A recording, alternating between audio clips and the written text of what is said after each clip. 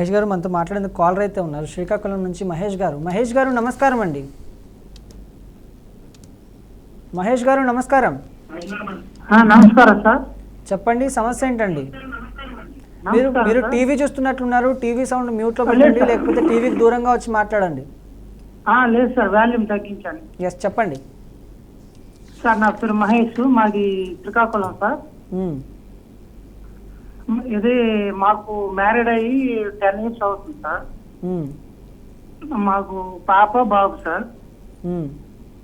మా వైఫ్ గారు ఎప్పటికప్పుడు మాట్లాడుతుండగా ఏదో గొడవ పెట్టుకోవడం, లేదా ఏదో ఒక సమస్యలో నన్ను ఇరికించడం కానీ, లేదా వాళ్ళ ఫ్యామిలీ నుంచి ఒత్తిడి చేయడం కానీ జరుగుతుంది సార్. 1 month 2 months ఉంటారు సార్. మళ్ళీ ఒక 5 months అయిన తర్వాత మళ్ళీ గొడవ పెట్టుకుని వెళ్ళిపోవడం, మళ్ళీ నేను మా రిలేషన్తో పెట్టి తీసుకురావడం కానీ జరుగుతుంది సార్. కంటిన్యూగా ఇలా జరుగుతుండగా తను రీసెంట్గా ఈ మధ్యలో కూడా ఒక 1 month అవుతుంది సార్, మళ్ళీ వెళ్ళిపోయింది. అంటే వాళ్ళకి మాకు ఒక 5 kilometers దగ్గరలో సార్, వాళ్ళ విలేజ్ మా విలేజ్. ఎప్పటికప్పుడు ఇలాగా నన్ను టార్చర్ పెట్టి లాస్ట్ టైం మొన్న అడుగుతుండగా తమ కూడా వచ్చి ఇంటికి వచ్చి తీసుకెళ్ళిపోయారు. తను కూడా వస్తావా రావని అడిగితే నేను మరి రాను, నాకు డబ్బులు కావాలి, నాకు ఎంత ఇస్తావు ఇచ్చి నాతో నీతో నేను ఇంకా ఉండలేను అన్నట్టు అదే మన లాయర్ గారు ఏం సలహా కాల్ చేస్తాను సార్. సార్, ఇట్లాంటి కేసెస్లో సార్ మీకు ఆల్రెడీ 10 years అయిందంటున్నారు పెళ్ళయి, 2 పిల్లలు కూడా ఉన్నారు. ఎస్, మహేష్ గారు మాటలు మీకు వినిపిస్తున్నాయి? మహేష్ గారు చెప్పండి సార్. అదే ఎస్, చెప్పండి మహేష్ గారు. హలో, వినిపిస్తుందండి? అదే సార్, అంటే మాది ఒక మధ్యతరగతి కుటుంబం సార్. నాది అర్థమైంది. నేనున్న రెమెడీస్ చెప్తాను మీకు. రోజు కూలి పని చేసుకుంటాను సార్. ఉన్న దాంట్లో సర్వీస్ కొంటాను. మహేష్ గారు ఒకసారి లాయర్ గారు మాటలు వినండి. Okay sir. ఇప్పుడు మీకు పెళ్ళయి 10 సంవత్సరాలు అయిందని చెప్తున్నారు. హలో, లాయర్ గారు మాటలు వినిపిస్తున్నాయండి మీకు? లేదు సార్, వినిపించట్లేదు సార్. హలో సార్, నమస్తే సార్. నమస్తే అండి, వినిపిస్తుందా నేను మాట్లాడేది? అదే సార్, ఏం సొల్యూషన్ చెప్తారని కాల్ చేశాను సార్. చాలా టార్చర్ పడుతున్నా సార్ తను. అదే, ఇప్పుడు దాకా మీ మీద మీ భార్య ఏదైనా కేసు పెట్టారండి? క్రిమినల్ కేసు కానీ వేరే కేసు? పెట్టారు సార్. ఇది వరకు మహిళా మండలం కేసు అని పెట్టారు, లేదా ఒకసారి అంటే వాళ్ళ నుంచి నేను ఏదో అడుగుతున్నాను అనేసి ఆ కేసు కూడా పెట్టారు సార్. ఏమైంది ఆ కేసు స్టేటస్ ఏంటి?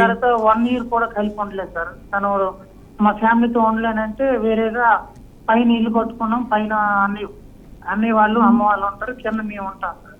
ఓకే, కరెక్టే. ఆ కేసుల యొక్క స్టేటస్ ఏంటండి? ఏంటి సార్?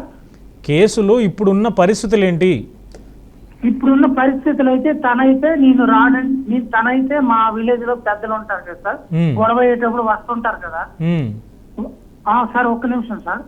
గొడవ అయ్యేటప్పుడు ఏదైనా వాళ్ళ రిలేషన్ కానీ మా రిలేషన్ కానీ చెప్తుంటారు కదా, వాళ్ళతో కాల్ చేయించాను సార్. ఇంకా ఎన్ని రోజులు ఉంటావు, రావా, పిల్లలతో ఉన్నావు కదా, అలా ఉంటే అవదు కదా, తన నేను కావాలనుకుంటాడు, నువ్వేం చేస్తున్నావు అంటే నేను ఇంకా రానంటే రాను. ఈ రోజు మార్నింగ్ కూడా కాల్ చేశాను.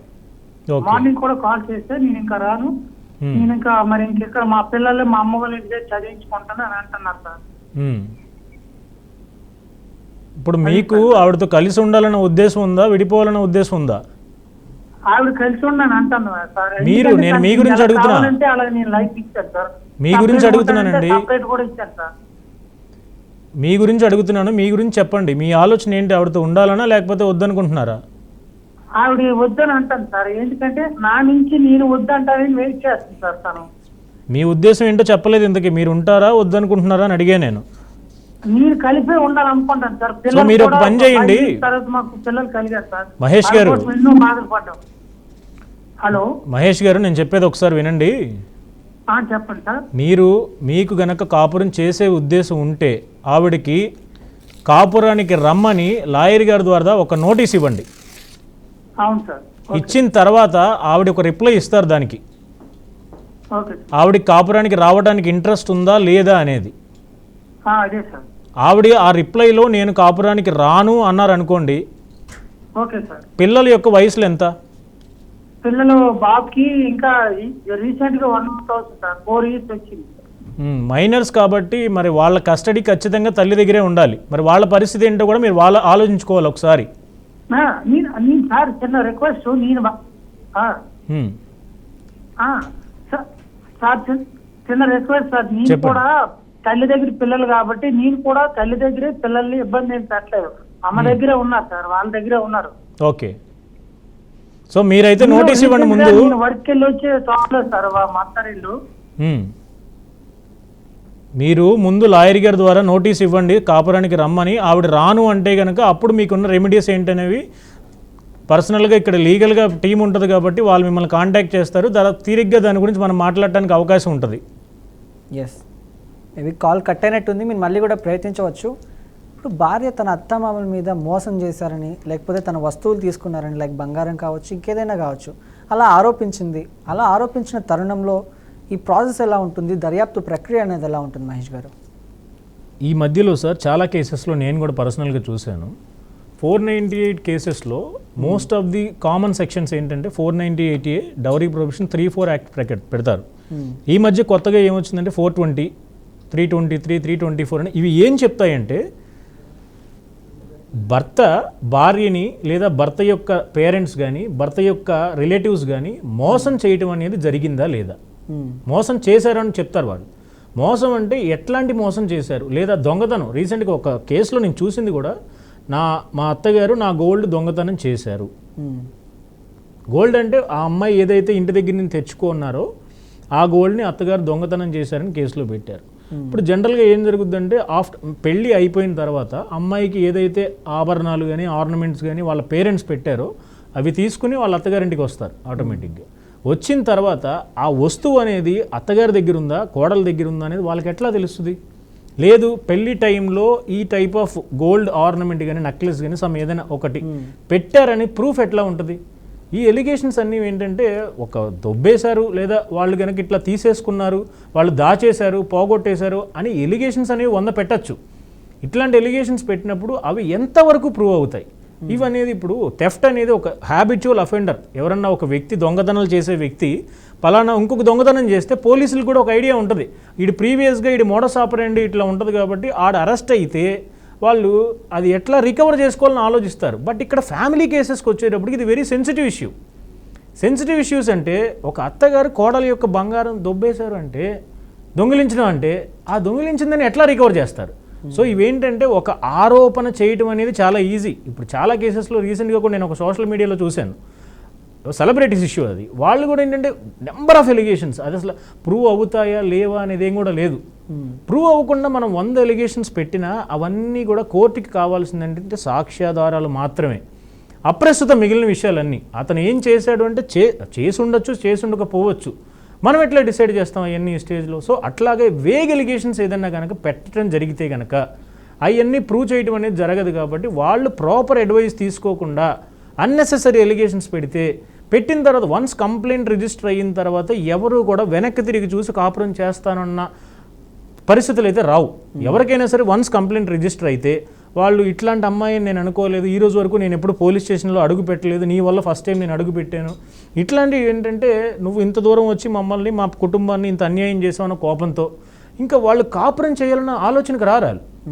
బెటర్ నా సజెషన్ ఏంటంటే, ఇఫ్ ఇన్ కేస్ ఎవరికైనా ఈ మ్యాట్రిమోనియల్ హౌస్ ఏదైతే దాంపత్య జీవితం అనేది గడిపే సమయంలో ఏదన్నా ఒక ఇష్యూస్ అనేది రైజ్ అయితే ఈ సోషల్ యాక్టివిస్ట్స్ కానీ ఎవరన్నా కూడా ఫ్యామిలీ కౌన్సిలింగ్స్ ఇస్తున్నారు. అది ఒక ప్రైవేట్ స్పేస్, అది వాళ్ళకి ప్రైవేట్ స్పేస్ అంటే మూడొక వ్యక్తి వచ్చే అవకాశం అయితే అందులో చాలా తక్కువ ఉంటుంది. పోలీస్ కౌన్సిలింగ్ అనేది ఎట్లా ఉంటుంది అంటే ఓపెన్ ఏరియాలో ఒక 10 మంది ముద్దాయిలు కానీ ఒక 10 మంది విక్టిమ్స్ కానీ వచ్చిన ప్లేస్లో వీళ్ళని ఫ్యామిలీ కౌన్సిలింగ్ పిలిస్తే వాళ్ళకి ఏంటంటే ఇంత ఒక మంచి రెప్యుటేటెడ్ ఫ్యామిలీ నుంచి వచ్చిన వాళ్ళు ఆటోమేటిక్గా మా రెప్యుటేషన్ అంతా పోయింది, మేము ఇంత నష్టపోయాం నీ వల్ల అన్న ఫీలింగ్లోంచి బయటికి రావాలంటే డెఫినెట్గా వాళ్ళకి ఒక క్లోజ్డ్ పాత్ ఏదైతే ఉంటుందో దాంట్లో గనక ఫ్యామిలీ కౌన్సిలింగ్స్ అనేది ఇవ్వడం జరిగితే వాళ్ళ మైండ్ అనాలిసిస్ చేస్తారు. వాళ్ళు ఎక్కడ ఇద్దరికి ఇష్యూస్ వస్తాయి, చాలా చిన్న చిన్న ఇష్యూస్ అండి.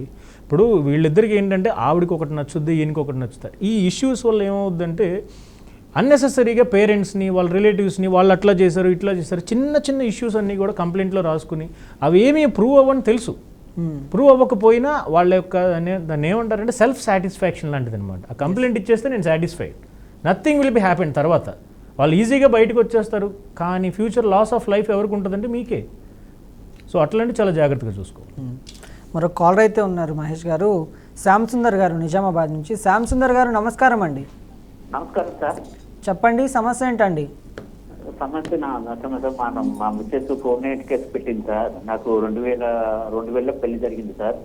తర్వాత 2005లో మా పాప పుట్టింది. 2 సంవత్సరాలు బాగానే చేసింది. తర్వాత నాకు ఫాల్ట్ కేసు పెట్టింది, 498 కేసు. నేను హాస్పిటల్లో కూడా అప్పుడు ఉన్నాను. అయితే ఎందుకంటే ఆమెకి ఇష్టం లేదు సార్. తర్వాత ఆమెకి ఏమైనా వాళ్ళ అమ్మ, వాళ్ళ నాన్న, వాళ్ళ చెల్లెల మాటలు బాగా వింటాదండి. ఇక్కడ ఏం జరుగుతుంది, ఏం చేస్తుంది అన్ని కూడా వాళ్ళకి చెప్తుంటది. నేనేం చేశానంటే 3వ వద్దామని ఏమైనా ఉన్నా కూడా పరీక్ష చేసుకుందాము అంటే ఇంట్రెస్ట్ అంటే వేరే వాళ్ళు చెప్పింది ఇంట్రెస్ట్ అవుతుంది అనమాట. వేరే వాళ్ళు చెప్పింది నమ్ముతుంది బాగా, మనం చెప్పింది నమ్మదు. 2 సంవత్సరాలు ఉన్నది. తర్వాత పొయ్యి వస్తుందో 2 నెలలు ఇక్కడ ఉంటుంది, ఒక 6 నెలలు అక్కడ ఉంటుంది సార్. పుట్టిన 2 నెలలు ఉంటుంది, 6 నెలలు అక్కడ ఉంటుంటుంది. ఏమి మరి ఇట్లా నువ్వు చేస్తున్నావు అంటే వాళ్ళ ఇంటికి పోయి నా మీద 498 ఫాల్స్ కేసు పెట్టింది సార్. 2017లో కేసు పెట్టింది నా మీద. వాళ్ళు ఏం చేస్తారు, ఇప్పుడు ఆమె కాపురానికి రాదు. వాళ్ళు ఏం చేస్తున్నారంటే పోలీసు వాళ్ళు కూడా ఫాల్స్ కేసు కౌన్సిలింగ్ చేయకుండా కౌన్సిలింగ్ కూడా ఇవ్వకుండా నా మీద ఫాల్స్ కేసు పెట్టారు సార్. ఇది 2016లో కేసు పెట్టారండి. ఇప్పటి వరకు స్టేటస్ లేదు, ఏం లేదు. ఆమె ఏం మాట్లాడుతుందంటే నాకేమి ఇష్టం అంటే కాపురానికి రాదు. వాళ్ళు ఏంటంటే ఇప్పుడు నా దగ్గర నుంచి రొక్కం మనీ గుంజాలని చూస్తున్నారు సార్. ఒక 15 లక్షల డిమాండ్ చేస్తున్నారు. నేను అంత ఇచ్చుకోలేను. వాళ్ళు ఏంటంటే ఇక్కడ నా దగ్గర నుంచి ఎంత గుంజాలి, ఎంత పే చేయాలి, అట్లయితే కాపురానికి రాను నాకే ఇస్తామని మాట్లాడుతుంది ఆమె. మా అమ్మ మీద, మా అక్క చెల్లెల మీద కూడా 498 పెట్టింది. వాళ్ళ పోలీసులు కూడా ఎటువంటి ఎంక్వైరీ చేయకుండా నన్ను వచ్చి తీసుకెళ్లారండి. ఓకే సార్, ఓన్లీ 498 ఒకటేనా సార్, ఇంకేమైనా ఉన్నాయా సార్ కేసులు? 498 ఒకటే పెట్టిందండి. 498 పెట్టింది. అది ఏం చేసిందంటే మా పాప 2005లో పుట్టిందండి. ఆడపిల్ల పుట్టిందని నేను ₹1,00,000 2 లక్షలు తీసుకురమ్మని ఫాల్ట్ కేసు పెట్టింది. ఎప్పుడు పెట్టింది? మా పాప పుట్టింది 2005లో. కేసు పెట్టింది 2017లో. అదంటే ఫాల్ట్ కేసు అని తెలుస్తూనే ఉంది కదండి. ఆ ఫాల్ట్ కేసు తెలిసినా కూడా పోలీసు వాళ్ళు కూడా వాళ్ళ పిల్లలు మాట్లాడుతున్నారండి. అంటే మాట్లాడటం అంటే సార్, పోలీసులు వాళ్ళ డ్యూటీ వాళ్ళు చేస్తారు కాబట్టి మీకున్న రెమెడీస్ ఏంటనేది చూడాలి. ఓన్లీ 498 కేసు అయితే మీరు రెస్టిట్యూషన్ ఆఫ్ కాంజుగల్ రైట్స్ అని మీకు ఒక అవకాశం ఉంటుంది. Section 9 of Hindu marriage act ప్రకారం మీరు ఆవిడ కాపురానికి వస్తారా లేదా అనేది ఒక నోటీస్ ఇవ్వండి ముందు వాళ్ళకి. అంటే కేసు నడుస్తుంటే లాయర్ ఏమంటున్నాడంటే కేసు పెట్టింది కదా నీ మీద, మా లాయర్ గారు ఏమంటున్నా కేసు పెట్టింది, నువ్వు 498 కేసు ఎట్లా పంపిస్తావు, ఎట్లా ఇస్తావు అని అంటుంది మా లాయర్ గారు. 498 పెట్టింది ఆవిడ కదా, మీరు కాదు కాబట్టి మీరు ఇవ్వచ్చు నోటీస్, తప్పేం లేదు అందులో. ఆ కేసు అనేది క్రిమినల్ కేసు సార్. ఈ కేసు మీరు డైరెక్ట్గా కోర్టులో ఫైల్ చేసుకోవచ్చు. ఆవిడికి గనక కాపురానికి రావడం అనేది ఇంట్రెస్ట్ లేకపోతే, అంటే ఇప్పుడు కేసు పెట్టింది కదా, ఇప్పుడు కాపురాన్ని రమ్మంటున్నా ఫాల్తల్ కేసు చేయొచ్చు కదండి. అంత ముందు రమ్మ, ఇప్పుడు మీరు కేసు పెట్టాను అందుకని మళ్ళీ నోటీస్ పంపించారు, ఇప్పుడు రమ్మని. అంత ముందు ఏం నోటీస్ పంపించలేదు కదా, మరి సంగతి దానివల్ల మీకు వచ్చే ప్రాబ్లం ఏమి ఉండదు సార్. ఇప్పుడు ఆ ఎలిగేషన్స్ అనేది నిజమైతే కోర్టు డిసైడ్ చేస్తుంది దాని గురించి. మీరు 2017 నుంచి 498 కేసు అది పెండింగ్ ఉండటం కూడా తప్పే. ఆల్మోస్ట్ అది 2017 అంటే 8 years అవుతుంది కేసు రిజిస్టర్ అయ్యి. అవునండి. ఛార్జ్ షీట్ ఏ సంవత్సరంలో అయిందండి? ఏంటండి ఛార్జ్ షీట్ సీసీ నెంబర్ ఇచ్చారా కేసుకి? సీసీ నెంబర్ ఇచ్చారండి. ఏ సంవత్సరం అది? 2017లో అయిందండి. 2017 జనవరిలో అయింది. సో ఇంత ఓల్డ్ కేసు కాబట్టి మీకు 2 అవకాశాలు ఉంటాయండి. ఆ కేసులో కనుక వాళ్ళు ఏమీ ప్రూవ్ చేసుకోలేకపోతే మీరు హైకోర్టుని అప్రోచ్ అవ్వచ్చు. లేదు అనుకుంటే కనుక మీరు ఖచ్చితంగా వాళ్ళని కాపురానికి రమ్మని నోటీస్ ఇస్తే వాళ్ళ నుంచి ఏదో ఒక స్పందన అనేది ఉంటుంది. కాబట్టి ఆవిడకి ఇంట్రెస్ట్ లేదు కాపురానికి చెయ్యాలన్న ఉద్దేశాన్ని మీరు ఎక్స్పోజ్ చేయాలి కోర్టుకి. అదేనండి, మాటల్లో మనం అనుకోవటం వేరు, రాతపూర్వకంగా అనుకోవటం అనేది వేరు. మీరు అది ఎస్టాబ్లిష్ చేయాలి అంటే కనుక మీ వరకు మీ బోనఫైడీస్ ఏంటి అనేది మీరు చూపించాలి కోర్టుకి. మీరు కాపురానికి మీకు చేసే ఉద్దేశం ఉంటే మీరు ఎందుకు ఇనిషియేషన్ తీసుకోలేదని అడుగుతారు కోర్టు రేపు పొద్దున్న. అవునండి. అందుకని మీరు ఒక నోటీస్ ఇచ్చి ఇఫ్ ఇన్ కేస్ ఆవిడ రాలేదనుకోండి మీరు డివోర్స్కి ఫైల్ చేయండి. ఇప్పుడు అంటే హైకోర్టులో కేసు వేసుకోవచ్చా లాయర్ గారు, వకీల్ గారు? ఇదండి అర్థం కాలేదు. హైకోర్టులో ఇప్పుడు పిటిషన్ వేసుకోవచ్చు. ఆ కోర్టులో కేసు నడుస్తుందంటే మా లాయర్ ఏమిటి ఈ కోర్టులో కింది కోర్టుల కేసు నడుస్తున్నప్పుడు పై కోర్టుల కేసు వేయకూడదని ఆయన అంటున్నాడు. అదంతా వరకు కరెక్ట్. అది అట్లా కాదులేనండి. ఆ కేసు కనుక ఫాల్స్ కేసు అని మీకు ఖచ్చితంగా నమ్మకం ఉంటే మీరు హైకోర్టులో ఏ స్టేజ్లో ఉన్నా సరే క్వాష్ పిటిషన్ అనేది ఫైల్ చేసుకోవచ్చు. ఎటువంటి ప్రూఫ్లు లేవండి. నేను వేరిచ్చానని చేశాను కనీసం తప్పకుండా ఎటువంటి ప్రూఫ్లు లేవు. నేను కాల్ తెగలేసాను సార్. నా దగ్గర అన్ని ప్రూఫ్లు ఉన్నాయి, పక్కా ప్రూఫ్లు ఉన్నాయి సార్. అర్థమైంది సార్ మీరు చెప్పేది. కాకపోతే ఇంత డిలే ఉంది కాబట్టి దాన్ని హైకోర్టు కూడా ఇమీడియట్గా రెస్పాండ్ అవ్వాలన్నా కూడా ఇన్ని సంవత్సరాలు మీరు ఎందుకు వెయిట్ చేశారు అన్న క్వశ్చన్ మీకు కూడా వస్తుంది. కాకపోతే మీకు ప్రాపర్ రెమెడీస్ అనేది ఉందా లేదా అనే దానికి చెప్పడానికన్నా మీరు ఒక లీగల్ అడ్వైజ్ అనేది కొంచెం చేంజ్ చేసుకుంటే మీకు ఏదైనా అవకాశాలు ఉంటే ఖచ్చితంగా చెప్తారు సార్. శ్యామ్ సుందర్ గారు, మనం న్యాయవేదిక కార్యక్రమం స్టార్టింగ్ నుంచి మనం ఒకటే చెప్తున్నాం, మీరు చూస్తున్నారో లేదో నాకు తెలిసి. ఏంటంటే మీరు ఎంచుకునే ముందే ఒక మంచి లాయర్ని ఎంచుకోవాలి, మీరు ఎంచుకునే ముందే మంచి అడ్వకేట్ని ఎంచుకోవాలి. ఆయనకు అన్నీ తెలుసుంటే ఆ కేసుని ఎలా మలుపు తిప్పాలనేది ఆయన చూసుకుంటాడు. సో బీఆర్కే న్యూస్ పెట్టిన తర్వాత అవగాహన వచ్చిందండి. చాలా మంచి చేస్తున్నారు. బీఆర్కే న్యూస్ పెట్టింది మాకు లా గురించి అన్ని తెలిసినాయండి. మీరు చాలా మంచి కార్యక్రమం అండి. మీరు పెట్టిన దానికి కొంచెం మాకు న్యాయం లేని అవగాహన, లా మీద చట్టం మీద అవగాహన వచ్చిందండి.